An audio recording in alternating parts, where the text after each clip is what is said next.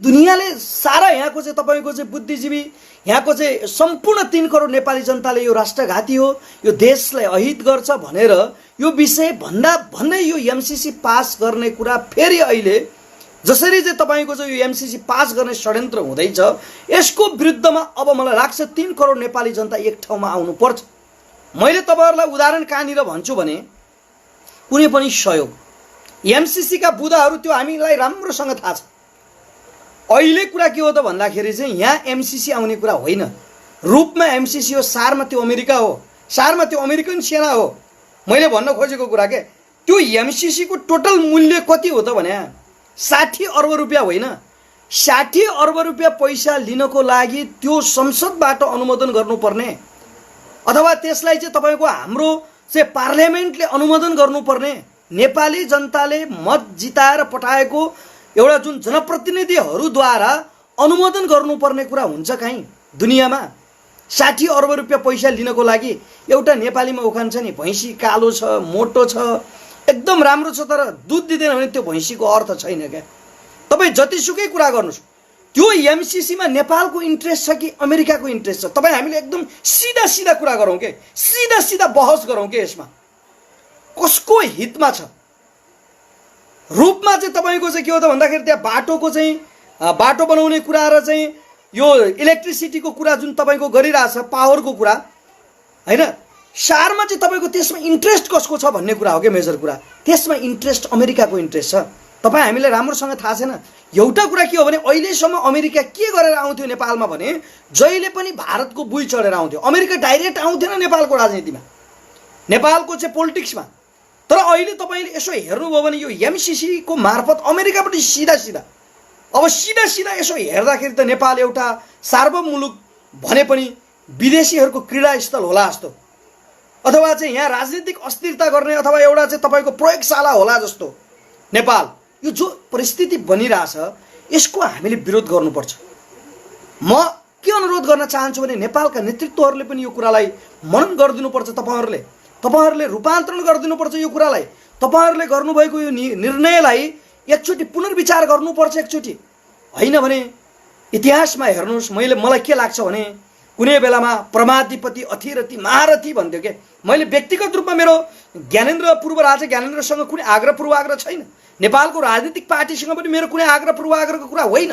तर मैले तपाईको प्रवृत्तिको कुरा मात्र के गर्दैछु भने नेपालका सबै सेनापति, नेपालका चाहिँ प्रधान सेनापतिले पनि सेलुट हान्ने, सशस्त्र प्रहरीको आइजिपीले सेलुट हान्ने, निजामती जङ्गी सबै उहाँको मातहतमा थियो नि त। तर उहाँले जनताको भावनालाई बुझ्न नसक्दा, समयको मूल प्रवाहलाई बुझ्न नसक्दा इतिहासबाट सदा सदाको लागि टाटा बाई बाई गर्नु पर्यो त्यतिखेरको तात्कालीन राजा ज्ञानेन्द्रले। सत्ता भनेको कहिले पनि थाहै कुरा होइन। यो कुरा मैले यहाँनिर भन्दैछु। राणाहरूले कुनै बेलामा तपाईँ एकचोटि कल्पना गर्नुहोस् त, 103 वर्षसम्म एकतन्त्रीय जाने राणा शासन, जसको पेटमा यदि छोरा छ भने त्यो जन्मिने बित्तिकै त्यसले कर्नेलको पदवी पाउँथ्यो। सारा चाहिँ तपाईँको चाहिँ ब्युरोक्राट्समा, सारा चाहिँ तपाईँको सेनाको चाहिँ मुख्य मुख्य पदहरूमा होइन, प्रधानमन्त्रीदेखि लिएर जति पनि महत्त्वपूर्ण निकाय थियो त्यो सबै राणाहरू हुन्थ्यो। मान्छेले कल्पना गरेको थिएन कि राणाहरू ढल्छ भनेर, तर राणा पनि ढल्यो। किन ढल्यो त भन्दा उनीहरूकै बुद्धिले ढल्यो, उनीहरूकै क्रियाकलापले ढल्यो। हामीले यहाँनिर कुरा बुझ्नुपर्छ। त्यस कारणले गर्दाखेरि मैले भन्न खोजेको कुरा नेसनल इन्ट्रेस्टमा चाहिँ ध्यान दिनुपर्छ के, राष्ट्रको हितमा ध्यान दिउँ न हामीले। हामी दुनियाँ देशको के, हामी अमेरिकाको ठेकेदार हो? हामी हाम्रो देशको चाहिँ नेताहरू नेतृत्वहरू अथवा चाहिँ के इन्डियाको ठेकेदार हो, चाइनाको ठेकेदार हो? नेपाली जनता र नेपाल राष्ट्रप्रति तपाईहरु उत्तरदायी र रेस्पोन्सिबल बन्नुस् भन्ने कुरा हो हाम्रो कुरा। नेपाली जनताले तपाईहरुलाई मत दिएर पठाएको कारण त्यहाँनिर हो नि त। तपाईको जुनसुकै पार्टीको कुरा हेर्नुस्, एमसीसी को विषयमा सबैकै यहाँ मैले भन्न खोजेको विषयवस्तु, किनभने इतिहासमा यस्ता कुराहरू भएको छन् नि त। तपाईहरुले मलाई कहिलेकाहीँ दुःख पनि लाग्छ, कहिलेकाहीँ एउटा इतिहासको एउटा रमाइलोको एउटा तपाईँ हिसाब गर्नुहोस् त। महाकाली सन्धिको कुरा हामीले धेरैचोटि भनेका छौँ के, महाकाली सन्धिबाट के पायो नेपाली जनताले? हामीले धेरैचोटि भनेका छौँ यो कुरा।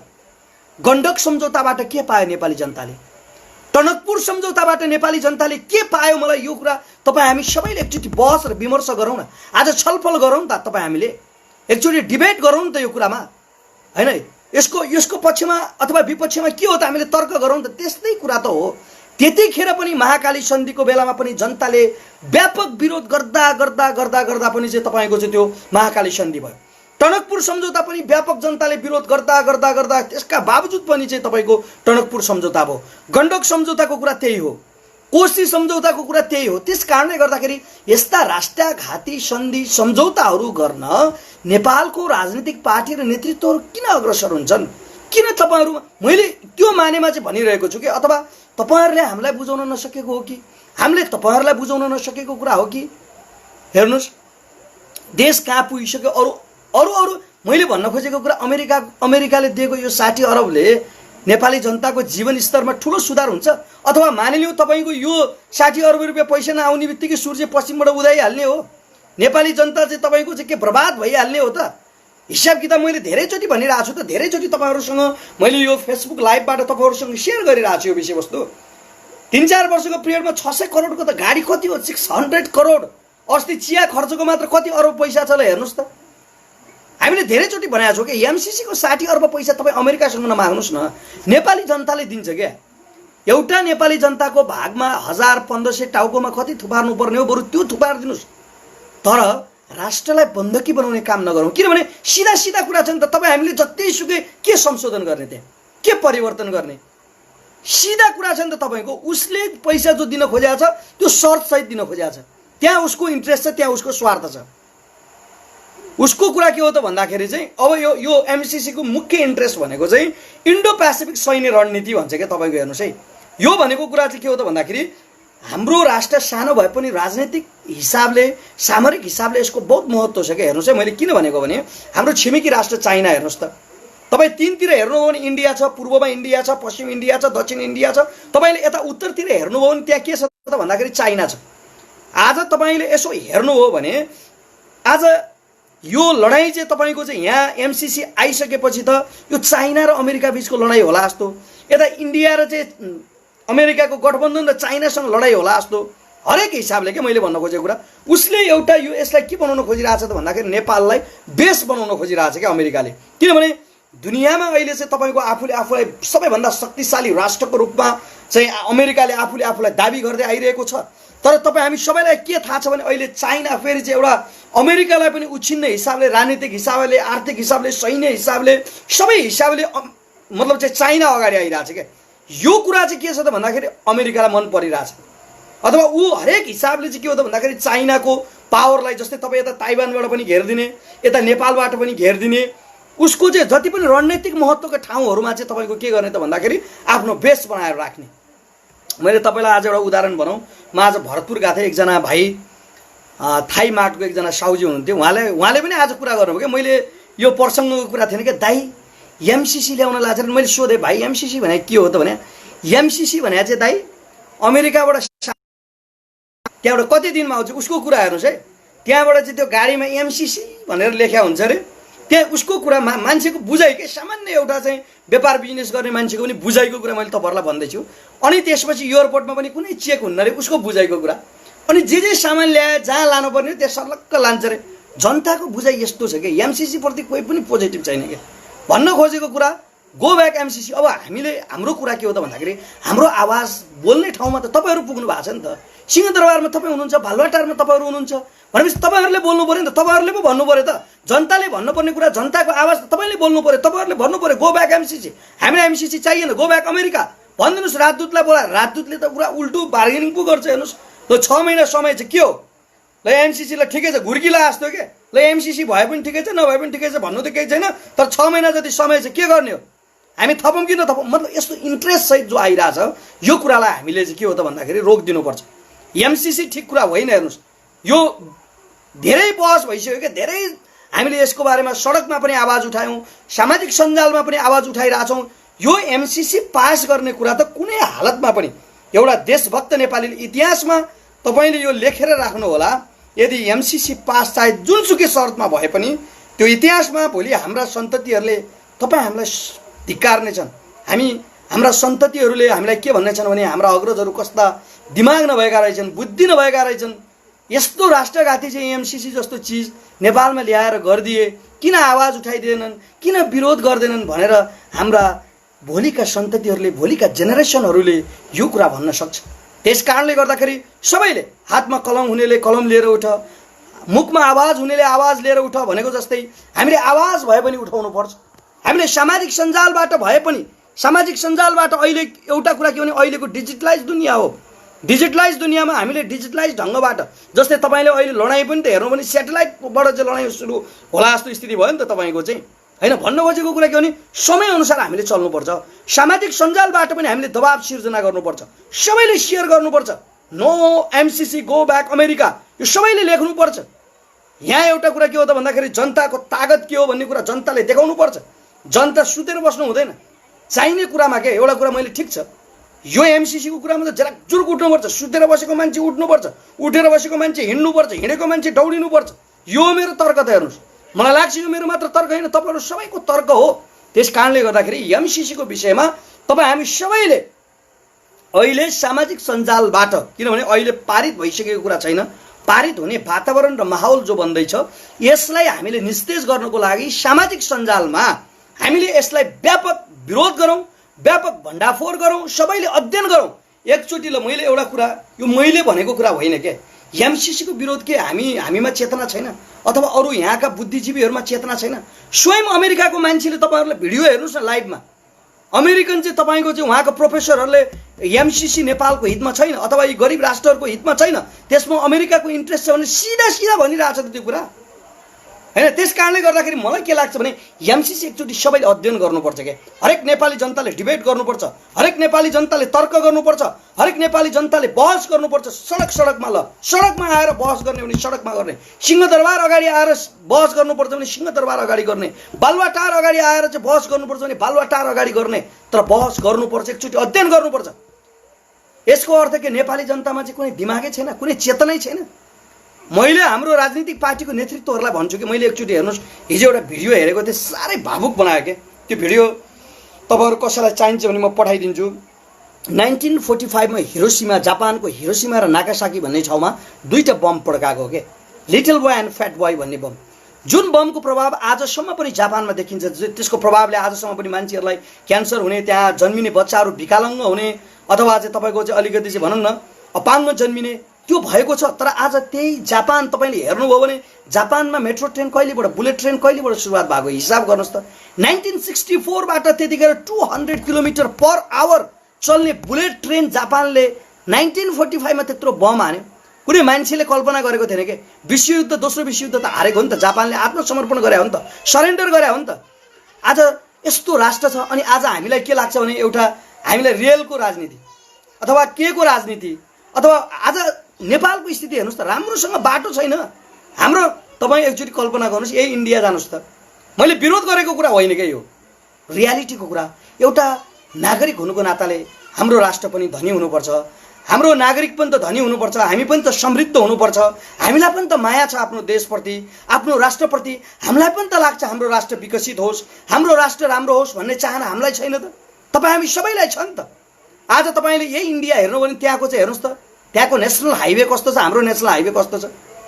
आजसम्म हाम्रो नेसनल हाइवे कहीँ पनि 4 लेन छ, तपाईँले देख्नु भएको छैन।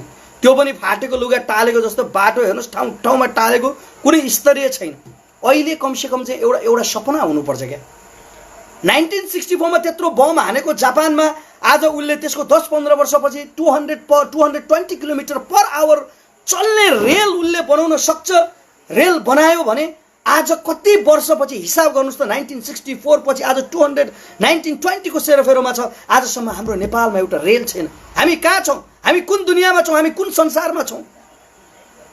मैले एउटा बहस गर्न खोजेको कुरा क्या, भन्न खोजेको कुरा, किनभने मूल कुरा त पोलिटिक्सको कुरा हो नि त। मैले धेरैचोटि भन्ने गरेको छु, नीतिको माउनीति राजनीति हो। यदि if we have purify the politics of Nepal, यदि नेपालको राजनीतिलाई हामीले शुद्धिकरण गऱ्यौँ, यदि प्युरिफिकेसन गऱ्यौँ भने साँच्ची नै सबै कुरा, किनभने सबै कुरालाई लिड गर्ने कुरा, सबै कुरालाई नेतृत्व गर्ने कुरा, सबै कुरालाई चाहिँ तपाईँको अम्ब्रेलामा चाहिँ तपाईँको चाहिँ एउटा छारिदिने काम भनेको पोलिटिक्सले गर्छ। चाहे जुनसुकै पार्टी आओस्, हामीलाई केही आपत्ति छैन। भोलि कङ्ग्रेसको नेतृत्वमा यो राष्ट्र नेपाल बन्छ, समृद्ध नेपाल बन्छ, विकसित नेपाल बन्छ भने पनि नो अब्जेक्सन। भोलि नेपाल कम्युनिस्ट पार्टीको चाहिँ नेतृत्वमा चाहिँ यो राष्ट्र समृद्ध बन्छ, विकसित बन्छ भने पनि नो अब्जेक्सन। अथवा यो पार्टी बाहेक अरू कुनै आएर यो देश र राष्ट्रलाई चाहिँ तपाईँको नेतृत्व गर्छ भने पनि नो अब्जेक्सन। तर जनतालाई विकास चाहियो, जनतालाई समृद्ध चाहियो, जनतालाई सुशासन चाहियो, जनतालाई भ्रष्टाचार मुक्त समाज चाहियो। जनताले यो खोजिरहेको छ नि त। काम कुरो एकतिर कुम्लो बोकी ठिमीतिर भने जस्तो हैन। आजको स्थिति हेर्नुस् त कहाँ छ, देश कहाँ छ, जनता कहाँ छ, परिस्थिति कहाँ छ। अनि हामी सत्ताको लुछाचुडी अनि यस्ता यस्ता चाहिँ तपाईँको चाहिँ जनताले नरुचाएका कुराहरू, जनताले नचाहेका कुराहरू चाहिँ तपाईँहरू गर्न उद्धत हुनुहुन्छ, चाहे त्यो सत्ता पक्ष होस् चाहे प्रतिपक्ष होस्। हेर्नुहोस् यो दुईटै कुरा, मैले यहाँ कसैको पक्ष र विपक्षमा तर्क र बहस गर्नुपर्ने कुरा होइन, तर यो कुरामा त तपाईँहरू एमसीसी पास गर्ने कुरामा त आज सबै राजनीतिक पार्टी एक ठाउँमा आइपुग्यो नि त। यो कुरा बेठिक हो, यो कुरा तपाईँहरूले चेन्ज गर्नुपर्छ। तपाईँहरूले त त्यो संसदबाट एकमतले टेबलबाट यसरी ठटाउनु पर्थ्यो। श्रीलङ्कामा जस्तो चाहिँ नो एमसीसी भनेर चाहिँ तपाईँहरूलाई नेपाली जनताले स्यालुट गर्छन्। अझ पनि समय छ, केही बिग्रेको छैन। तपाईँहरूले यसरी एमसीसी चाहिँदैन भनेर यसरी संविधान सभा अथवा तपाईँको चाहिँ जुन सिंहदरबारबाट अथवा तपाईँको चाहिँ बीआईसीसी भवनबाट यसरी चाहिँ तपाईँहरूले टेबलिङ गर्नुपर्छ, टेबल ठटाएर त्यसको विरोध गर्नुपर्छ हामीलाई चाहिएन भनेर, ताकि तपाईँहरू चाहिँ झन् त्यसलाई चाहिँ पास गर्न उद्धत बनाउनेतिर होइन। मैले भन्न खोजेको कुरा के भने तपाईँहरूले सपना दिनुपर्छ, तपाईँहरूसँग पनि सपना हुनुपर्छ अनि जनतालाई पनि त्यो सपना बाँड्नुपर्छ। तपाईँहरूले एकचोटि मैले धेरैचोटि भन्ने गरेको छु कि चाइनिज जनतासँग अहिले दुईटा सपना छ। चाइनासँग अहिले चाइनिजसँग तपाईँले यसो हेर्नु भने हरेक संसारको जुनसुकै चाइनिजलाई तपाईँ जहाँ पुगेको चाइनिज जानुहोस् उसँग दुईटा सपना छ। एउटा सपना भनेको हाउ टु विन अमेरिका, अमेरिकालाई कसरी जित्ने। तपाईँ जुनसुकै चाइनिजलाई भेट्नुहोस्, यो मेरो कुरा होइन, चाइनिजसँग तपाईँले भेट्दाखेरि छलफल गर्नुहोस्, बहस गर्नुहोस्, उनीहरूको दिमागमै हाउ टु विन अमेरिका भन्ने छ। अमेरिकालाई कसरी जित्ने त्यो कुरा आजको कुरा होइन, 1949 पछि नै त्यो कुरा दिमागमा हालिदिएको थियो त्यहाँको नेतृत्वले, त्यहाँको राजनीतिक पार्टीका नेताहरूले कि अबको चाइनिजहरूले, अबको चिनिया युवाहरूले अबको 50 वर्षपछि अमेरिकालाई जित्नुपर्छ, तिमी त्यस्तो सपना देख भनेर त्यतिखेरको नेताहरूले, त्यतिखेरको नेतृत्वहरूले त्यतिखेरका युवाहरूलाई अपिल गरेको थियो, त्यतिखेरको युवाहरूलाई आह्वान गरेको थियो। आज त्यही कुरा चाहिँ चाइनिजहरूसँग छ। अनि अर्को कुरा चाइनिजसँग के छ भने हाउ टु अर्न मनी। यति दुईटा कुरा छ क्या। मैले एउटा कुरा के हो त भन्दाखेरि चाइनिजसँग चाहिँ चाइनिज पाइलटसँग पनि भेट्ने मौका पाएँ, प्रोफेसरसँग पनि भेट्ने मौका पाएँ। मैले भने कि तपाईँहरूको देश यस्तो विकसित छ, भयङ्कर लाग्यो तपाईँहरूको देश भनेको, तैपनि सन्तुष्ट भएन उनीहरू। कहाँ हुने हजुर, हाम्रो अमेरिकासँग त अझ पुगेकै छैन, अमेरिका जति भएकै छैन यो हाम्रो चाइना। हामीले त अमेरिकालाई जित्नुपर्छ होइन। हामीले चाहिँ अहिले हाम्रो नेताहरूलाई, हाम्रो चाहिँ सी जिनपिङ जहाँको राष्ट्रपति हुनुहुन्छ अहिले, जो उहाँले भ्रष्टाचार विरुद्ध चाहिँ तपाईँको चाहिँ एउटा जुन क्याम्पेन ल्याउनु भएको छ, जुन अभियान ल्याउनु भएको छ, त्यो अभियानलाई हामीले साथ दिनुपर्छ, त्यो क्याम्पेनलाई हामीले साथ दिनुपर्छ। एकदम यो कुरा भने त्यहाँको चाइनिजले। तपाईँलाई चाइनाको इतिहास अहिले पनि तपाईँले हेर्नुभयो भने मानिलिउँ कोही मान्छेले त्यहाँ भ्रष्टाचार गर्यो भने चाइनामा त्यो हानेको गोलीको पैसा पनि उसको परिवारले तिर्नुपर्छ, त्यस्तो कानुन छ। भ्रष्टाचार भनेको त्यति गम्भीर कुरा रहेछ क्या। त्यसका बावजुद पनि अझ चाइनामा भ्रष्टाचार भइरहेछ भन्दाखेरि त हाम्रो देशमा त तपाईँको चाहिँ यो भ्रष्टाचारको कुरा पनि त चाहिँ तपाईँको चाहिँ एकदम उ छ नि त। मैले यो समग्र जोड्न खोजेको विषयवस्तु के हो भने यहाँ सबै कुरा, गाडी किन महँगो चढ्नु पर्यो, खर्च किन, मैले भन्न खोजेको एकचोटि सबै ठाउँमा एकचोटि अपिल गरौँ न त। एकचोटि चाहिँ हाम्रो देशलाई पनि जापानभन्दा शक्तिशाली र समृद्ध बनाउने सपना देखाउँ, हरेक नेताले पनि जनताले पनि। अमेरिकाभन्दा पनि बढी शक्तिशाली र चाहिँ आज मलाई एउटा कुरा, मैले एकजना थिएँ, मैले अहिले भाइको कुरा गर्दै थिएँ। त्यो भाइ चाहिँ तपाईँको चाहिँ थाइल्यान्डमा बसेर आएको रहेछ। उसले के भन्छ मलाई भने दुःख पनि लाग्यो कि नमजा पनि लाग्यो, दाइ यो हाम्रो जुनीमा कहिले पनि थाइल्यान्ड जतिको पनि हुँदैन जस्तो लाग्छ हाम्रो देश नेपाल भनेर भन्छ कि। किन हुँदैन भाइ, त्यस्तो कुरा नगर्नुहोस् न, त्यस्तो निराशावादी नबन्नुहोस् न तपाईँ। सम्भव छ। मैले भन्न खोजेको कुरा यसमा के हो त भन्दाखेरि जनता, नेता, राजनीतिक पार्टीहरू तालमेल हुन जरुरी छ। मैले मूल कुरा चाहिँ राजनीतिक मुहान, जस्तै तपाईँले यो नारायणी नदी, जो हाम्रो यहाँ नारायणी नदी छ, नारायणी नदीको मुहान जहाँ छ त्यो मुहानै फोहोर भयो भने त, मुहान फोहोर भयो भने त यहाँ आएको फोहोर पानी त हामीले यहाँबाट सफा गरेर हुन्न नि त। मुहानबाटै फोहोर सफा गऱ्यो भने यहाँ पानी सफा आउँछ क्या। भन्न खोजेको कुरा नेपालको राजनीतिक मुहान जो छ त्यो राजनीति नै प्युरिफाइड भयो, सफा भयो भने सबै कुरा ठिक हुन्छ क्या। किनभने हामीले चाहे पनि नचाहे पनि, हामीलाई चित्त बुझे पनि नबुझे पनि सबै कुरा लिड गर्ने पोलिटिक्सले हो, फेरि सबै कुरा त्यसको नेतृत्व गर्ने कुरा राजनीतिले हो। हेर्नुहोस् है, यो फेरि मैले भन्न खोजेको कुरा, हामीले नेताहरूलाई गाली गरे पनि, धिक्कार गरे पनि, नचाहे पनि, नरुचाए पनि अथवा चाहे पनि सबै कुरा राजनीतिले गर्ने कुरा हो। त्यस कारणले गर्दाखेरि चाहिँ हामीले एउटा कुरा के हो त भन्दाखेरि हाम्रो नेतृत्वहरूलाई, हाम्रो नेताहरूलाई हाम्रो अनुरोध छ, हृदयदेखि नै अनुरोध छ, एकचोटि तपाईँहरूमा सपना। मैले हेर्नुहोस् हिजो भर्खर पनि एउटा तपाईँलाई अर्को भिडियो पनि मैले भन्छु, त्यो भिडियो हेर्दा पनि मलाई निकै नै भावुक बनायो क्या। तपाईँ कसैलाई चाहिन्छ भने त्यो मैले कुन भिडियो हेरेँ भने भारतको प्रधानमन्त्री लालबहादुर शास्त्रीको के, लालबहादुर शास्त्रीले तपाईँ प्रधानमन्त्री हो नि, तपाईँ एकचोटि हेर्नुहोस् त नेपालको एकचोटि मैले कुनै व्यक्तिगत मैले आग्रह पूर्वाग्रह भनेको छैन कि नेपालमा एकचोटि भूतपूर्व मन्त्री बन्यो भने उनको जीवनशैली हैन उनको चाहिँ परिवारको चाहिँ एउटा चाहिँ लगाई खुवाई कहाँ पुग्छ। भारत आज त्यसै एउटा विश्वको चाहिँ टप पावर कन्ट्रिजमा त्यसै पुगेको होइन रहेछ कि त्यहाँ एउटा सही नेता चाहिँ जन्मिनु पर्ने रहेछ कि। लालबहादुर शास्त्रीले के गरेछ भने तपाईँको प्रधानमन्त्रीबाट चाहिँ विदाई हुने बेलामा उनले आफ्नो सचिवलाई तपाईँहरूलाई भिडियोमा पठाउने कोही तपाईँले अहिले चाहिन्छ लाइभ सकेपछि म त्यो भिडियो पठाइदिन्छु तपाईँलाई।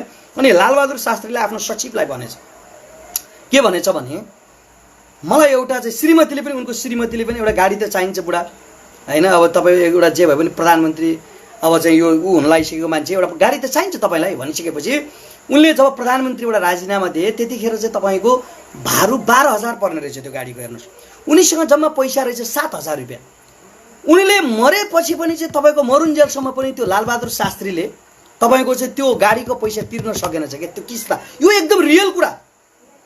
उनको श्रीमतीले लालबहादुर शास्त्री मरेको 4 वर्षपछि बल्ल त्यो गाडीको जुन एउटा आएको पेन्सनको पैसाबाट उनले चाहिँ त्यो गाडीको मूल्य चाहिँ तपाईँको के गरेछ भन्दाखेरि ऋण भनौँ न चाहिँ तपाईँको चाहिँ तिरेछ क्या। अनि लालबहादुर शास्त्रीले त्यो ब्याङ्कबाट जाँदाखेरि उनको चाहिँ गाडीको लागि लोन आधी घन्टामा चाहिँ तपाईँको पास गर्दैन कि। अनि उनले के भने भने यो त तपाईँको चाहिँ जनतालाई पनि तपाईँले यसरी पास गर्नुपर्छ। म एउटा भूतपूर्व प्रधानमन्त्री भएको आधारबाट तपाईँले मलाई आधी घन्टामा यो लोन पास गरिदिनु भयो, भोलि जनताले पनि कुनै एउटा आवाज लिएर यसरी आउँछ भने जनताको लागि पनि तपाईँले चाहिँ यसरी चाहिँ पास गरिदिनुपर्छ।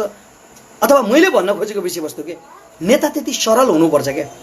मैले भने इरानको नेतासँग सम्पत्ति नै छैन हैन, होचिमेनु भन्ने नेतासँग हेर्नुहोस् त तपाईँको के थियो सम्पत्ति, केही पनि नै के। मैले भन्न खोजेको कुरा हाम्रो नेताहरूले कस्तो लाउनुहुन्छ, हाम्रो नेताहरूले कस्तो खानुहुन्छ। आज लालबहादुर शास्त्रीले गाडी कस्तो चढ्नु भएको छ, उहाँले कस्तो कपडा लाउनु भएको छ, उहाँले कुन थालमा खाना खानुहुन्थ्यो, उहाँले कस्तो चाहिँ तपाईँको चाहिँ छाता चाहिँ मतलब चाहिँ ओढ्नुहुन्थ्यो, त्यो सबै कुरा उहाँहरूको चाहिँ उसमा छ क्या। मैले भन्न खोजेको कुरा चाहिँ त्यो उसमा राखेको छ क्या तपाईँको चाहिँ एउटा मेमोरीको रूपमा, सम्झनाको रूपमा, सङ्ग्रहालयको रूपमा। मैले भन्न खोजेको कुरा जसरी हामीले हाम्रो नेताहरू हाम्रो प्रधानमन्त्रीहरूले कसरी खाना खानुहुन्छ, हाम्रो प्रधानमन्त्रीहरूले के लाउनुहुन्छ हैन। एकचोटि चाहिँ तपाईँ हामीले सुनेका छौँ त महात्मा गान्धीको भनौँ न चाहिँ तपाईँको चाहिँ महात्मा गान्धीको परिवारलाई चाहिँ तपाईँको चाहिँ एउटा गिफ्ट आउँदाखेरि चाहिँ परिवारले त्यो गिफ्ट राख्दाखेरि यो मेरो होइन, यो त राष्ट्रको लागि दिएको गिफ्ट हो, यो मैले राख्नु हुँदैन, तिमीले राख्नु हुँदैन, त्यो राज्यको सम्पत्ति हो भनेर चाहिँ त्यसरी एउटा कुरा राख्थ्यो अरे क्या। भन्न खोजेको कुरा हाम्रो नेताहरूले पनि त्यो एउटा सपना देख्नुपर्छ क्या, एउटा ड्रिम देख्नुपर्छ, एउटा भिजन पनि हुनुपर्छ र त्यो सङ्कल्प पनि हुनुपर्छ। भन्न खोजेको कुरा अहिले हाम्रो नेताहरूले शेरबहादुर देउवा भोलि यो संसारबाट बिदा भएर अथवा भोलिको 100 वर्षपछि शेरबहादुर देउवाबाट एउटा इतिहास अथवा एउटा मान्छेले के इन्स्पायर पाउनुपर्छ, पुष्पकमल दाहाल प्रचण्डबाट एउटा इन्स्पायर पाउनुपर्छ, केपी ओलीबाट मान्छेले एउटा इन्स्पायर पाउनुपर्छ। कति सरल नेता, जसरी आज हामीले भारतको नेताको उदाहरण लिनुपर्ने, लालबहादुर शास्त्रीको उदाहरण ल्याएर यहाँ आज हामीले पेश गर्नुपर्ने, नेपाली राजनीतिमा, नेपाली धरतीमा, नेपाली समाजमा। भन्न खोजेको कुरा हामीले हाम्रै नेताहरूको उदाहरण दिन पाउन, हामीले हाम्रै चाहिँ देशको चाहिँ नेताहरूलाई चाहिँ तपाईँको चाहिँ एउटा रोल मोडलको रूपमा। मैले भन्न खोजेको कुरा आज पाकिस्तानको चाहिँ इमरान खानको कुरा हेर्नुहोस् त, मैले अस्ति पनि भन्थेँ इमरान खानले के गर्यो भने आफूसँग पाएको सुविधा सबै तपाईँको कटौती गरे कि। उनले आफूसँग भएको हेलिकप्टर, उनीसँग 3-4वटा हेलिकप्टर थियो, उनले 3-4वटा हेलिकप्टर के गरे कटौती गरे। उनीसँग भएको मर्सिडिज कारहरू के जो एकदम विलासिताको महँगो गाडीहरू थियो त्यो सबै गाडीहरू बेचेर उनले के गरे भने 2टा ठाउँमा लगानी गरे के। एउटा शिक्षा र स्वास्थ्यमा, जो पाकिस्तानी बच्चाहरूले शिक्षा पाएको थिएन त्यो पैसा पाकिस्तानी बच्चाहरूको शिक्षामा चाहिँ तपाईँको चाहिँ लगानी गर्नुपर्छ भनेर त्यो पैसा त्यहाँ लगानी गर्यो, स्वास्थ्यमा लगानी गर्यो। भन्न खोजेको कुरा एउटा सपना हुनुपर्छ क्या। मैले भन्न खोजेको कुरा हामी नेपालीहरू महान पनि छौँ क्या। मैले भन्न खोजेको कुरा नेपालले चाह्यो भने आज नेपालले इराक बनाउन सक्छ, आज नेपालले दुबई बनाउन सक्छ, आज नेपालले कतार बनाउन सक्छ, आज नेपालले साउदी अरब बनाउन सक्छ भने के यो राष्ट्र बनाउन सक्दैन त? त्यो अवसर यहाँको नेतृत्वहरूले, नेपालको राजनीतिक पार्टीहरूले त्यो अवसर सिर्जना गरिदिने हो भने के नेपालका युवाहरू आज विदेश जानुपर्छ त? 7 समुद्र पारी जानुपर्छ त? आफ्ना बाउ आमा श्रीमती इष्ट मित्र घर समाज छोडेर आज 7 समुद्र पारी विदेशमा जानु पर्थ्यो त? पक्कै पनि पर्दैन। अझ पनि केही बिग्रेको छैन। हामी सिरानी मिनी सुन राखेर ढुङ्गा खोज्दै हिँडिरहेका छौँ नेपाली जनताहरू। किनभने आज तपाईँलाई मैले एउटा उदाहरण दिउँ, ए बाबा साउदी अरबमा के छ, दुबईमा के छ, कतारमा के छ? साउदी अरब भनेको एउटा मरुभूमि होइन, त्यहाँको टेम्परेचर कति छ? तेल बेचेर आफ्नो जनता पालिरहेछ नि त। भन्न खोजेको कुरा हाम्रो नेपालको हाइड्रो इलेक्ट्रिसिटीको पावर कति त? मैले एउटा सामान्य हिसाबले के हामीले पढ्यौँ, we can generate 83,000 megawatt electricity भनेर पढ्यौँ। हामीले 83,000 मेगावाट विद्युत हामीले के गर्न सक्छौँ, उत्पादन गर्न सक्छौँ भनेर थ्योरिटिकल्ली पढ्यौँ। तर त्यसलाई कसरी निकाल्ने भन्ने कुरा ज्ञानै छैन। त्यो स्रोत साधन पनि छैन, त्यसको अर्थ पनि छैन, त्यसको चाहिँ तपाईँको दक्ष जनशक्ति पनि छैन। भन्न खोजेको कुरा यदि रियलमा प्र्याक्टिकल्ली हामीले 83,000 मेगावाट विद्युत नेपालमा हामीले जेनेरेट गर्ने हो र त्यो विद्युत चाहिँ तपाईँको चाहिँ हामीले विदेशमा चाहिँ तपाईँको निर्यात गर्ने हो भने साँच्चै नै नेपाली जनताले कति रोजगार पाउँथ्यो होला कल्पना गर्नुहोस् त। नेपालको यद्यपि अहिले कोरोनाको कहर छ, हुन त यद्यपि अहिले चाहिँ तपाईँको टुरिज्म लयमा आउनलाई 5 वर्ष लाग्छ भनेर एउटा अहिले विज्ञहरूले एउटा तथ्याङ्क दिइरहेको छ। तर तपाईँले यसो हिसाब गर्नुहोस् न, हाम्रो दुई छिमेकी राष्ट्र, विशाल छिमेकी राष्ट्रहरू, भारतमा 1 अर्बभन्दा बढी जनसङ्ख्या छ, चीनमा 1 अर्बभन्दा बढी जनसङ्ख्या छ। नीति अलि राम्रो बनाइदिउँ न। चाइनाबाट हामीले वर्षको 1 करोड र इन्डियाबाट चाहिँ हामीले वर्षको 1 करोड अथवा उनीहरूको जनसङ्ख्याको कुल 1% जनता मात्र हामीले 2% चीन र इन्डिया भनौँ चाहिँ तपाईँको इन्डियाको 2% जनता टुरिज्मको रूपमा हामीले नेपाल भित्राउन सक्यौँ। र नेपाल आउँदाखेरि उनीहरूसँग हामीले लिने एउटा मिनिमम एउटा चाइनिज नेपालमा आउँदाखेरि नेपाली 20,000 रुपियाँ लाग्ने, अथवा एउटा भारतीय आउँदाखेरि मिनिमम नेपाली 5,000 रुपियाँ लाग्ने, अथवा उनीहरू आउँछन् खान्छन् बस्छन् होइन। त्यसबाट कति घर घरमा चाहिँ तपाईँको चाहिँ प्रत्येक नेपालीले कम हियर भनेर चाहिँ तपाईँको टुरिज्मबाट चाहिँ तपाईँको चाहिँ एउटा उसले आफ्नो जीविकोपार्जन गर्नुपर्छ। मैले भन्न खोजेको विषयवस्तु के कोही नेपाली पनि तपाईँको विदेश जानु पर्दैन के। सही नीति, सही नेतृत्व चाहियो। पहिलो कुरा सही नेतृत्वले सही नीति ल्याउनु पर्यो। सही नीति ल्याइसकेपछि त्यसलाई इम्प्लिमेन्ट पनि गर्नु पर्यो, फेरि त्यसलाई कार्यान्वयनमा जानु पर्यो क्या। त्यो गर्यो भने त्यो सम्भव छ, होइन भने सधैँ हेर्नुहोस्। नत्र भने तपाईँ लेखेर राख्नु होला यो देश नेपाल जसरी हामीले हिजो वीर बहादुरहरूको देश नेपाल भनेर कथा पढ्थ्यौँ नि, इतिहास पढ्थ्यौँ नि, अब त्यस्तो इतिहास पढ्नेवाला होइन। अबको यही ताल हो भने नेपालीहरू भनेको चाहिँ मानव बेचबिखन गर्ने, मानव श्रम बेच्ने एउटा राष्ट्रको रूपमा परिणत हुनेवाला छ। तपाईँ कल्पना गर्नुहोस् त, चान्चुने कुरा छ बाबा, सानो कुरा छ यो। 50 लाख देशको चाहिँ दक्ष जनशक्ति, the backbone of the country. यो देशको ब्याकबोन हो, यो देशको मेरुदण्ड हो युवा शक्ति भनेको। किनभने कुनै पनि देशको विकास गर्ने भनेको युवाले हो। यदि युग परिवर्तनको संवाहक शक्ति हो युवा भनेको, एउटा युगलाई परिवर्तन गर्न सक्ने सामर्थ्य र तागत हुन्छ त्यो युवासँग। उसले ठुल्ठुला पहाडहरू पल्टाउन सक्छ, ठुल्ठुला चट्टानहरू फोर्न सक्छ, जस्तो सुकै आधी बेरीलाई पनि झेल्न सक्छ युवा शक्तिले।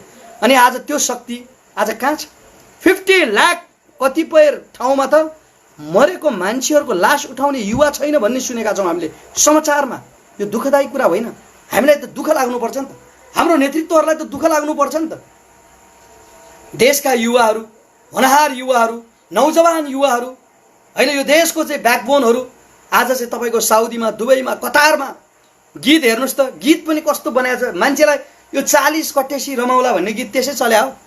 त्यो रियालिटी छ, त्यहाँ जनताको मन छोएको छ, जनताको भावनालाई चाहिँ तपाईँको टच गरेको छ त्यो गीतले, त्यसै चल्याएको छ त। नत्र के छ त नि 40 कटेसी रमाउला भन्ने गीत त्यो सामान्य होइन र, तर जनताले हेर्नुहोस् त्यो गीत कति लोकप्रिय भयो। किनभने त्यो अहिले तपाईँले नेपालको फिल्म पनि अहिले यसो हेर्नुभयो भने जो विदेशतिर गएको होइन, विदेशतिर गएका फिल्महरू होइन, अनि यता श्रीमान श्रीमतीको घर परिवार बिगारेको यस्तो फिल्म धेरै चाहिँ तपाईँको चलिरहेको छ। किनभने त्यो रियालिटी हो। आज त्यो नेपालको समस्या हो।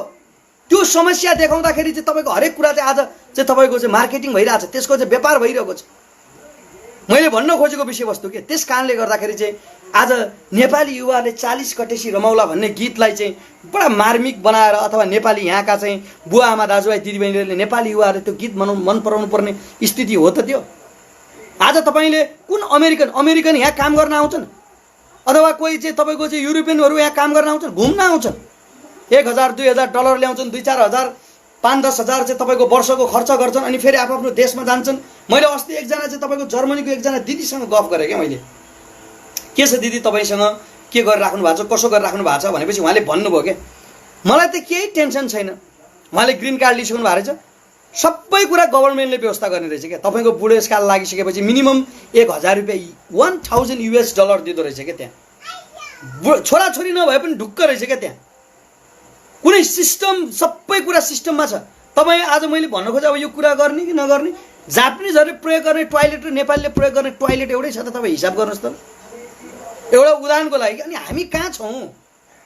अनि यही देशमा फेरि सबैभन्दा बढी राजनीति चल्ने, यही देशमा सबभन्दा बढी खिचातानी हुने, अनि यही देशमा सबैभन्दा बढी मान्छेलाई फेरि मन्त्री बन्नुपर्ने होइन। यही के को लागि हो? राजनीति खास के का लागि हो? राजनीति भनेको त एउटा राष्ट्रको लागि, जनताको लागि, समाजलाई चाहिँ तपाईँको एउटा रूपान्तरणको लागि होइन, एउटा अग्रगामी समाज निर्माणको लागि हो नि त पोलिटिक्स त। त्यस कारणले गर्दाखेरि अब मैले भन्न खोजेको विषयवस्तु के हो भने नेपाली जनताले पनि यो कुरा बुझ्नुपर्छ। तपाईँ हामी पनि उस्तो छौँ अलिअलि, हामीले पनि चाहिँ सही मान्छेलाई नेतृत्व दिनुपर्छ। अब हामीलाई के छ भने मैले धेरैचोटि भन्छु कि चुनाव आयो, चुनाव आएपछि बिर्स्यो, हे अरू बेलामा जति पनि चाहिँ तपाईँको गाली गर्छौँ उ गर्छौँ, अनि हेर्नुहोस् एउटा गरिब शोषित उत्पीडित जनता विचार अभावमा हुन्छ। सुकुम्बासी बस्तीमा केही गर्नु पर्दैन रहेछ क्या। सुकुम्बासी बस्ती नेताले त मान्छे गर्दैन रहेछ क्या। तपाईँको चाहिँ हेर्नुहोस्, यसो 2-4 बोरा चामल, अलिअलि राँगाको मासु होइन, अलिअलि 2-4 बोतल रक्सी होइन, 2-4वटा साडी फालेपछि चाहिँ तपाईँको चाहिँ रातारात कायपलट हुन्छ अरे क्या। ढुक्क छन् क्या। यहाँ कतिपय मान्छेले के भन्दो रहेछ भने मैले सुनेको कुरा, यसो बहस गर्छन् कि आज सङ्गठन बनाओस् के गरोस्, हामी 1 हप्ताको कुरा हो, चुनावमा के गर्नुपर्छ सामदाम दण्डभेद हामीलाई थाहा छ भन्छन् क्या मान्छेले। भन्न खोजेको कुरा अब चाहिँ के हो भने सिस्टममा परिवर्तन गर्नुपर्छ। अब नेपालमा उस्तै पऱ्यो भने डाइरेक्ट प्रधानमन्त्री बनाउने कुरा होइन क्या, राष्ट्रपति चुन्नुपर्छ अब यो देशमा। तपाईँले यसो हेर्नु नि, प्रधानमन्त्री डाइरेक्ट हामीले चुन्ने हो र होइन नि त। जस्तै अहिले तपाईँले नेपालको सिस्टम हेर्नुभयो भने हामीले के चुन्छौँ भने माननीयहरू चुन्छौँ, अनि त्यो माननीयले गएर अनि बल्ल चाहिँ प्रधानमन्त्री चुन्नुहुन्छ क्या। मैले भन्न खोजेको कुरा अब सिधै के तपाईँको मैले भन्न खोजेको कुरा नेपालमा चाहिँ तपाईँको एउटा कुरा के हो त भन्दाखेरि अब सिधै राष्ट्रपति एक्जिक्युटिभ पावर चाहिँ त्यो कहाँ होस् त भन्दाखेरि प्रेसिडेन्टमा होस् क्या। जस्तै तपाईँले अहिले यसो हेर्नुभयो भने अमेरिकामा एक्जिक्युटिभ पावर छ क्या त्यहाँको चाहिँ प्रधानमन्त्रीसँग क्या, राष्ट्रपतिसँग हो त्यस्तै एउटा पावर चाहिन्छ क्या। जनताले प्रत्यक्ष निर्वाचित गरोस् क्या। राष्ट्रपतिको लागि देशैभरि निर्वाचन होस्, मतदान होस् एकैचोटि, जनताले प्रत्यक्ष रूपमा चाहिँ छान्न पाओस् क्या। त्यस्तो खाले चाहिँ एउटा सिस्टमको व्यवस्था गर्नुपर्छ हामीले होइन। मैले भन्न खोजेको कुरा यो राजनीतिक अस्थिरता, राजनीतिक खिचातानी हो। एउटा सुखद कुरा भनेको अहिलेसम्म नेपालमा चाहिँ तपाईँको 5 वर्ष कुनै पनि नेतृत्व टिकेको छैन। हामी आशा गरौँ भरोसा गरौँ अहिलेको गभर्मेन्ट टिक्ला, ठिक छ। किनभने राजनीतिक अस्थिरता हुने भनेको कुरा त्यो राम्रो कुरा होइन। राष्ट्रको लागि पनि दुईटा कुरा, राजनीतिक पार्टी फुट्ने कुरा र राजनीतिमा अस्थिरता हुने कुरा यो ठिक कुरा होइन। यो दुईटै कुरा हुनु हुँदैन। त्यस कारणले मैले यो सबै जोड्न खोजेको विषयवस्तु के हो भने नेताहरूले यो सोच्नु पर्यो क्या। तपाईँहरू यस्तो यो एमसिसी जस्तो कुरा यहीँ अब गर्नुहोस् न ल, वर्षको जुन तपाईँको चाहिँ यो 2-4 वर्षको पिरियडमा 600 करोडको गाडी मैले हेर्नुहोस् है, तपाईँहरू सबैले ख्याल गर्नुहोस् त। काठमाडौँको तपाईँ सडक विभागमा जानुहोस्, तपाईँ काठमाडौँको चाहिँ कुनै पनि विभागमा जानुहोस्, करोडौँका गाडीहरू सडेर बसिरहेछ। सिंहदरबारमा जानुहोस्, त्यो गाडी मर्मत गरेर चलाउने नियम बनाउँ न। अब किन नयाँ गाडी खरिद गर्नु पर्यो क्या? मन्त्री हुन पाएको छैन, मन्त्रीका आसेपासेले ए बाबा म के भन्नु, मलाई त कुरा गर्न पनि कहिलेकाहीँ मन लाग्दैन क्या। कहिलेकाहीँ त कस्तो एउटा अचम्म। तपाईँ अहिले यसो हेर्नु, यति ब्रह्मलुट छ, यति लुटेका छन् यो राष्ट्रलाई। आसेपासे चाहिँ तपाईँको चाहिँ स्कर्पियो ल्याछन्, हिँडेका छन् दायाँ बायाँ, मान्छेको सान जस्तो भएको छ क्या। गाउँघरमा आउँदाखेरि चाहिँ होइन, एउटा चाहिँ कुनै चाहिँ सभापति भयो भने चाहिँ त्यसको चाहिँ च्याट्ट चाहिँ एउटा एकदम चाहिँ तपाईँको चाहिँ के हो त भन्दा माननीय होइन कार्यले एकचोटि हेर्नुहोस् न, मैले भन्न खोजेको यो गर्न आवश्यक छ, यो नगरौँ। एकचोटि जनता एउटा मैले भने जनता नेताको जीवन स्तर कस्तो हुनुपर्छ भन्नुहोस् त ल। जनता भन्दा चाहिँ तपाईँको माथि हुने हो कि जनता सँगसँगै चाहिँ एक स्टेप अगाडि बढ्ने हो नेता? ग्याप छ क्या पुरै, आकाश र पाताल। नेतालाई त पुरा यसरी हेर्नुपर्छ जनताले, कार्यकर्ताले अलि यसरी हेर्नुपर्ने, यस्तो सिस्टमहरू व्यवस्था। मैले भन्न खोजेको कुरा नेताले जनताप्रति पनि गर्व गरोस्, जनताले आफ्नो नेताप्रति पनि गर्व गरोस्, नेताले आफ्नो जनताप्रति पनि गर्व गरोस्। यो दुईटै के नङ र मासुको जस्तो सम्बन्धको विकास गरिदिनु पर्यो। हाम्रो कुरा यहाँनिर हो। त्यस कारणले गर्दाखेरि आज विशेष गरी यो एमसिसीको कुरा हेर्नुहोस्, यो एमसिसी पास नगरिदिनु होला तपाईँहरूले। यो एमसिसी पास गर्ने कुरा त के कल्पना पनि नगर्नुहोस् भन्छु कि म चाहिँ। यो विषयमा कल्पना पनि गर्नु हुँदैन क्या। किन चाहियो एमसिसी भने क्या, यो नो एमसिसी। सामाजिक सञ्जालमा सबैले लेख्नु होला, सबैले लेख्नु होला। अनि हाम्रो अर्को कुरा फेरि गाली गरेर मात्र पनि हुँदैन है। फेरि जस्तो जनता त्यस्तै नेता भन्छ। फेरि एउटा कुरा यो पनि नोट गर्नुहोस् है, मैले धेरैचोटि भनेको छु कि नेताहरू पनि कुनै अर्को ग्रहबाट आउनु भएको होइन। तपाईँ हाम्रै समाजको एउटा रिफ्लेक्सन हो। जसरी मैले ऐनामा हेर्दाखेरि मेरो अनुहार देख्छु नि, मैले अहिले क्यामेरामा हेर्दाखेरि मैले मेरो आफ्नो अनुहार देखिरहेको छु नि, त्यस्तै कुरा हो नेता पनि। तपाईँ हाम्रै रिफ्लेक्सन हो। अथवा जस्तै अहिले नेपालका चर्चित जो नेताहरू हामीले पुष्पकमल दाहाल प्रचण्डको कुरा, केपी ओलीको कुरा अथवा चाहिँ तपाईँको शेरबहादुर देउवाको कुरा, झलनाथ खनालको कुरा, माधव कुमार नेपालको कुरा, रामचन्द्र पौडेलको कुरा, होइन उहाँहरू पनि त यसो हेर्दाखेरि त हामी जस्तै नाक छ, होइन सबै हामी जस्तै खाना खानुहुन्छ, हामी जस्तै हिँड्नुहुन्छ। त्यो बनाइदिएको तपाईँ हामीले नै हो क्या। मैले भन्न खोजेको कुरा जनताभन्दा चेतना स्तर अलि माथि हुन्छ त्यो कार्यकर्ता हुन्छ, कार्यकर्ताभन्दा चेतना स्तर अलि माथि हुन्छ त्यो नेता हुन्छ।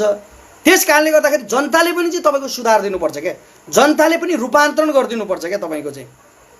यो कुरा चाहिँ हामीले सबैले एकचोटि ख्याल गर्नुपर्छ, बुझ्नुपर्छ। र जाँदा जाँदै देशभरि र संसारभरि जति पनि कोभिड-19बाट चाहिँ मृत्यु भएको छ उहाँहरूप्रति म भावपूर्ण श्रद्धाञ्जली व्यक्त गर्न चाहन्छु। जति पनि सङ्क्रमितहरू हुनुहुन्छ उहाँ सङ्क्रमितहरूको चाहिँ एउटा शीघ्र स्वास्थ्यको लाभको कामना पनि गर्दछु। र अर्को जाँदा जाँदै अब योसँग हामी डराएर पनि हुँदैन। हेर्नुहोस् अब एउटा कुरा के हो भने कोभिड-19सँग डराउने कुरा पनि होइन। अब जाँदा जाँदै मैले अलिकति यो विषय किन जोडेको हो भने अब तपाईँ हामीलाई आज यो जुन फागुनबाट चाहिँ लगभग चैतबाट चाहिँ लकडाउन सुरुवात गरेको हो, हामीलाई के लाग्थ्यो नि, ल नेपालमा एकजना मात्र कोभिड-19 आयो रे भन्दाखेरि चाहिँ हामीलाई ओहो पहाड खसेको जस्तो फिल भएको थियो क्या। ल नेपालमा पनि आयो रे कोरोना, हामीलाई के लाग्थ्यो भने हामी नेपालीलाई चाहिँ कोरोनै आउँदैन। अब यहाँ हामीलाई कस्तो साझा हिसाबले क्या, अमेरिकामा आयो रे, चाइनामा आयो रे, युरोपमा आयो रे, स्पेनमा मान्छे मरिरहेछ अरे, बेलायतमा मान्छे मरिरहेछ अरे, अरू अरू राष्ट्रमा मान्छे मरिरहेछ अरे भन्दा हामीलाई कल्पना जस्तो लाग्थ्यो क्या। अनि हामीलाई के पढाएको थियौँ हामीले भने, हामीले के बुझाएको थियौँ भने यो चाहिँ जाडो महिनामा लाग्ने कुरा हो। अब हामीले के सोचेको थियौँ भने चैत लाग्यो, मान्छेले यहाँ कुरा गर्थ्यो कि अब चैत लाग्यो, चैत वैशाखमा गर्मी लाग्छ, केही कोरोनाले केही गर्दैन भन्थ्यो क्या। तर अब हेर्दा हेर्दै हेर्नुहोस् त सङ्ख्या त 50,000 क्रस गरिसक्यो। हेर्दा हेर्दै 300भन्दा बढी मानिसको मृत्यु पनि भइसक्यो। हेर्नुहोस् है। अब मैले भन्न खोजेको कुरा कहाँनिर हो भने कोरोनाको विषयमा पनि, यद्यपि म विज्ञ त होइन, म डक्टर पनि होइन, तर चाहिँ एउटा यसो अध्ययन, लाइफ फिलोसफी र बिग फिलोसफी, एउटा जीवन दर्शन, एउटा किताबी दर्शन पनि हुन्छ, एउटा व्यवहारिक दर्शन हामीले गाउँघर समाजमा सुनेको आधारबाट पनि मैले यसो एउटा अनुभूति के गरेँ भने अब हामीले गर्ने एउटा कुरा के हो भने WHO ले जे भनेको छ नि, सामाजिक दूरी कायम गर, मास्क लगाऊ, आधी आधी घन्टामा पानी चाहिँ भनौँ न चाहिँ हात साबुन पानीले हात धोऊ, यो काम हामीले गरौँ, धेरै भिडभाडमा नजाउँ, होइन धेरै यो गर्दा गर्दै लागेछ भने अब के गर्ने त। अब एउटा भन्नुहोस् न, अब खाल्टो खनेर चाहिँ जमिन मुनि चाहिँ एकदम बङ्कर बनाएर ल कोरोना आउँछ भनेर चाहिँ माटो मुनि बस्ने कुरा पनि भएन। हेर्नुहोस् मान्छेको डे टु डे लाइफ अब हेर्नुहोस् त, पर्यटन व्यवसाय कति वर्ष 5 वर्ष लयमा आउँदैन भनेको छ। सबभन्दा बढी अहिले तपाईँले असर गरेको छ पर्यटन व्यवसाय। गाडीवालाहरू असोज एक गतेबाट गाडी म सडकमा ल्याउँछु भन्न थालिसकेका छ। सबैजना बेहाल छ के, सबैजना। तपाईँ यसो हेर्नुभयो भने अहिले विश्वमा 2 अर्बभन्दा बढी मान्छेको रोजगार गुम्ने भनेर भनेको छ। भन्दाखेरि यो एउटा सङ्कट छ क्या। त्यो कारणले गर्दाखेरि हामी आशा गरौँ यसले चिकित्सा विज्ञानलाई पनि चुनौती दिएको छ, होइन। विश्व मानव जगतलाई नै आज एक ठाउँमा, सिङ्गो मानव जगतलाई आज एक ठाउँमा ल्याइदिएको छ यो कोरोनाले।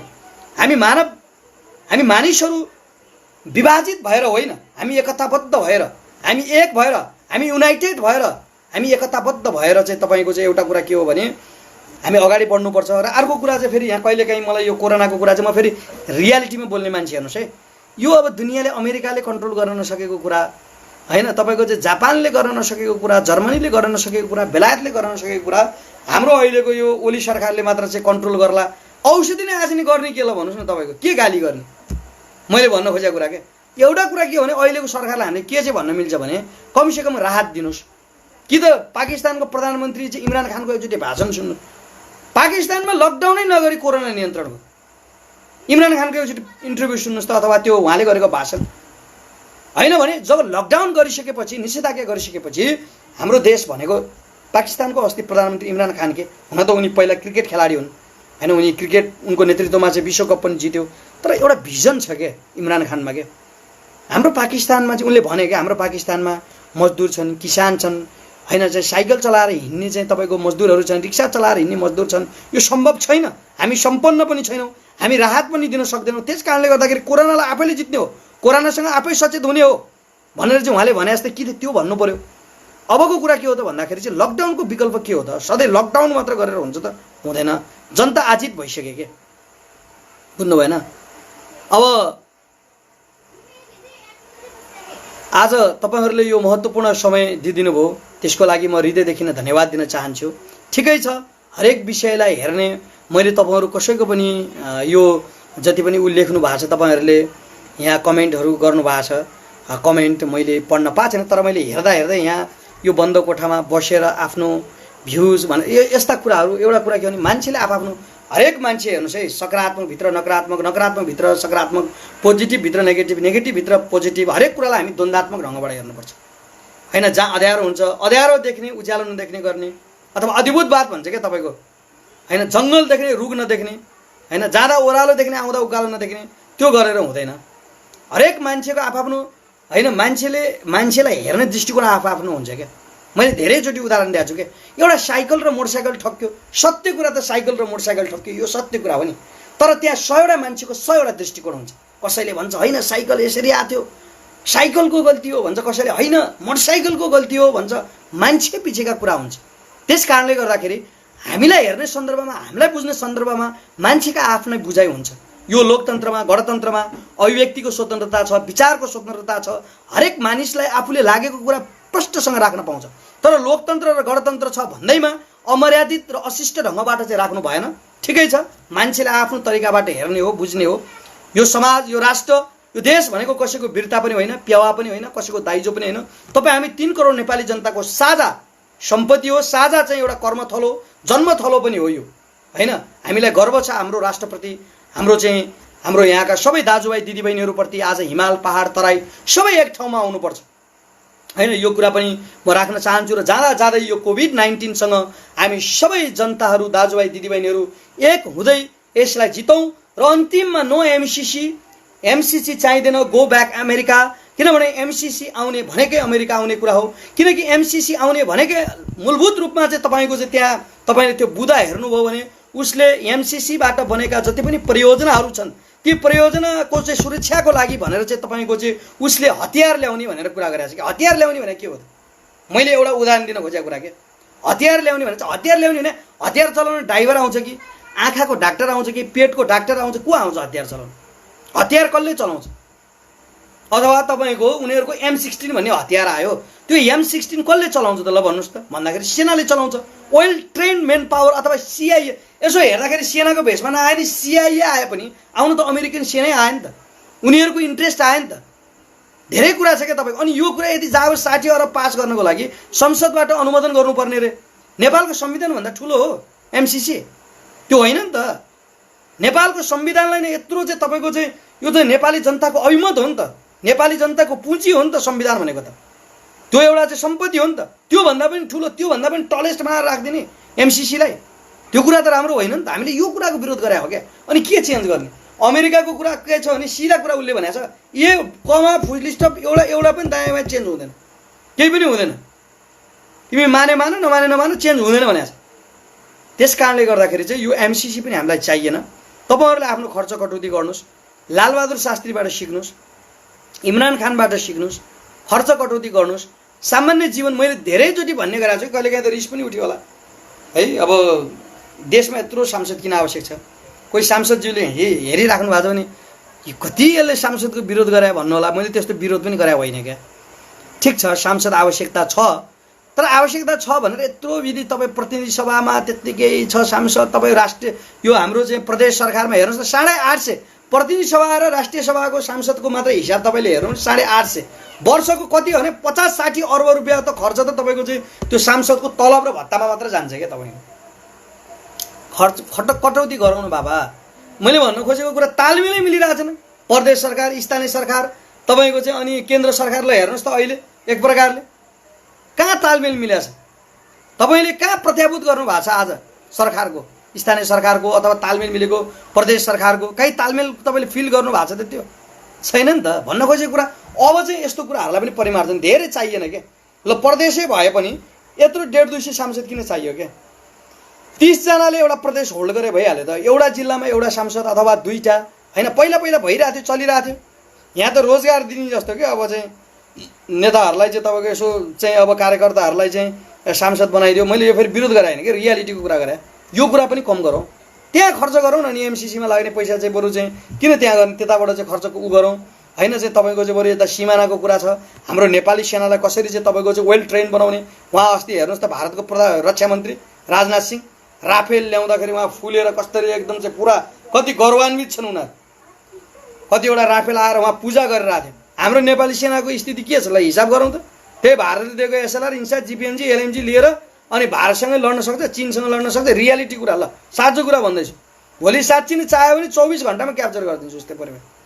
यस्तो स्थिति छ देशको होइन। सैन्य रूपबाट चाहिँ तपाईँको चाहिँ बरु त्यतातिर डेभलप गर्ने। बेलुका नेपाली भएर सुतेको मान्छे बिहान उठ्दा भारतीय भइरहेछ होइन। कालापानी लिपुलेकका कुरा खै कहाँ छन्?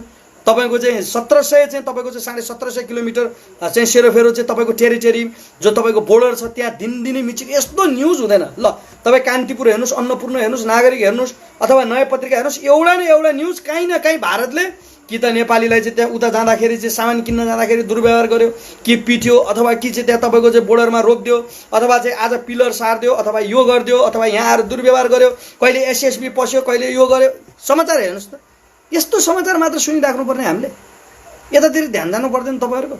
अनि तपाईँहरूलाई यो कुरा भन्दा गाली गरे जस्तो, आलोचना गरे जस्तो यसरी सुन्नु भएन होइन। त्यस कारणले गर्दाखेरि सबैजनाको चाहिँ एउटा सामूहिक प्रयासले मात्र यो देश बन्छ, यो राष्ट्र बन्छ। हामी सबैको सामूहिक प्रयास गरौँ। के मानिसहरू चाहिँ खालि नेगेटिभ मात्र हुन्छ, केही मान्छेले चाहिँ खालि नेगेटिभबाट मात्र कुरा गर्छ, त्यो पनि होइन। सम्भावना छ, मैले भन्न खोजेको कुरा हामीले निराशाको कुरा मात्र होइन। नेपालमा सम्भावना छ। नेपाल र नेपालीहरूले चाहिँ तपाईँको चाहिँ साँच्ची नै मिलेर चाहिँ तपाईँको गऱ्यो भने एउटा चाहिँ तपाईँको चाहिँ भोलि अमेरिकासँग च्यालेन्ज गर्न सक्ने, चाइनासँग च्यालेन्ज गर्न सक्ने। आज उत्तर कोरिया के हो र? उत्तर कोरियालाई भन्नुहोस् त ल। उत्तर कोरिया तपाईँले यसो हेर्नुभयो भने चाहिँ तपाईँको चाहिँ अमेरिकाभन्दा सानो राष्ट्र होइन, चाइनाभन्दा सानो राष्ट्र होइन, भारतभन्दा सानो राष्ट्र होइन। आज संसारलाई थर्काइदिएको छ उत्तर कोरिया भन्ने बित्तिकै एकदम थर्कमान छ। किम जोङ उन मान्छे कत्रो छ? यत्रो हेर 5 फुट 4 इन्चको 120 किलोको मोटो ज्यान, तर संसार हल्लाइदिएको छ नि त किम जोङ उनले। त्यो टाइपको चाहिँ देश हाम्रो पनि बन्न सक्छ नि, किन बन्न सक्दैन? बन्न सक्छ होइन। त्यसको लागि चाहिँ फेरि जनता, नेता, राजनीतिक पार्टी, नेतृत्व, सबैजना, ब्युरोक्राट्स, सेना, प्रहरी, न्यायपालिका, कार्यपालिका, व्यवस्थापिका, मेजर कुरा यो न्यायपालिका, कार्यपालिका, व्यवस्थापिका होइन। त्यसपछि आएर चाहिँ सेना, प्रहरी, ब्युरोक्राट्स, यो कुरा चाहिँ तपाईँको चाहिँ रूपान्तरण भयो।